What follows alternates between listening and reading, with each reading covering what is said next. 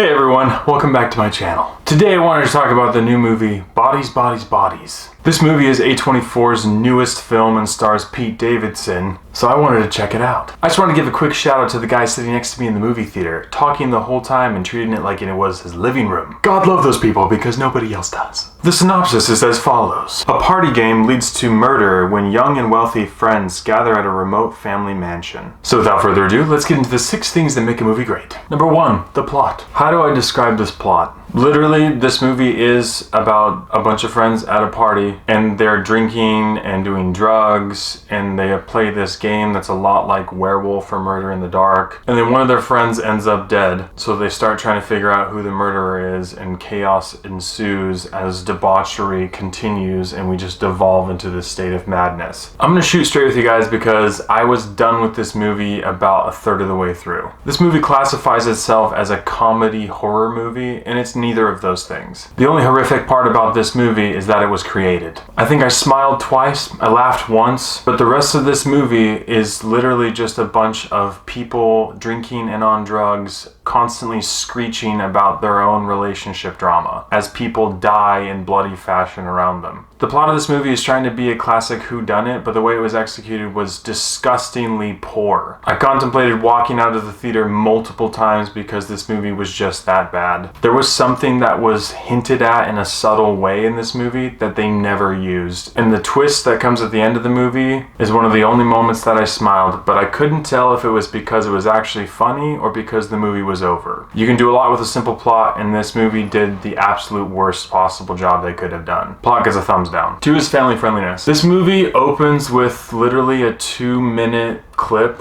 of 2 women making out with each other and groping each other. And you see that again about 20 minutes later. In addition to that lovely bit of film, there's constant profanity, blood and gore, stressful situations, and dare I say I felt a bit of anxiety. Why? Because everyone in this movie is in a constant state of conflict, but it's not really about trying to find the murderer. It becomes about trying to solve all their relationship drama. So it's literally super stressful, and I found it to raise my anxiety quite a bit. This movie's not family friendly whatsoever. Thumbs down. 3 is acting and script. The main draw for me for this movie was Pete Davidson. Pete Davidson was in this movie for about 10 minutes. So if that's the reason why you're wanting to go see this movie, don't. There were no standout performances for me in this movie. All I can say is I don't think it would be a conspiracy theory to say that the director said, let's get all these people together, have them actually get drunk and do drugs, and then just film what ends up happening. Because that's the way this movie felt.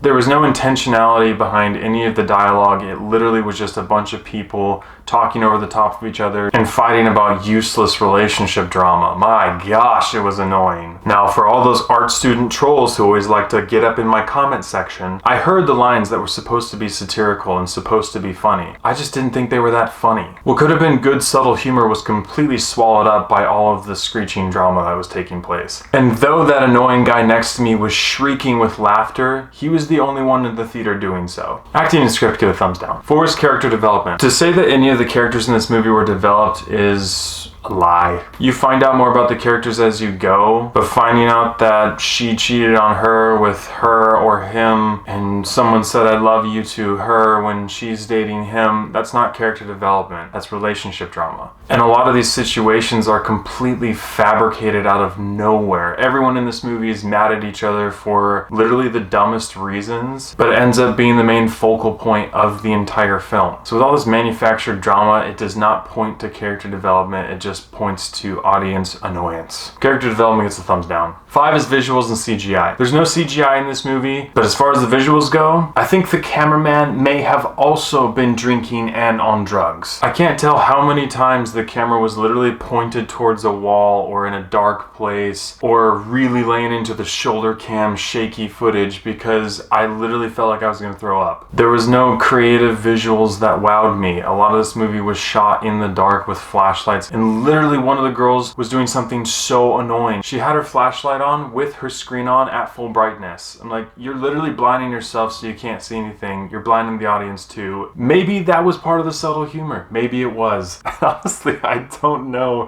what this movie He's trying to call funny.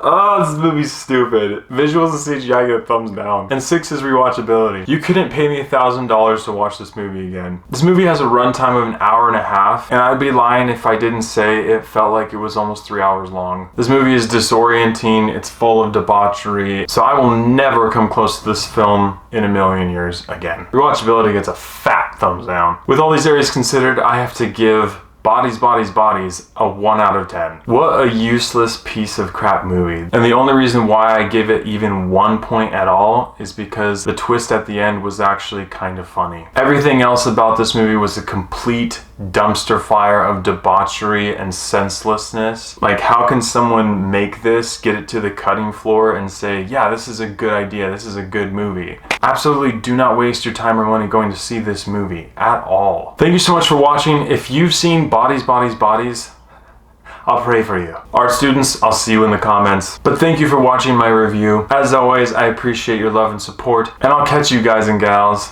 in the next one.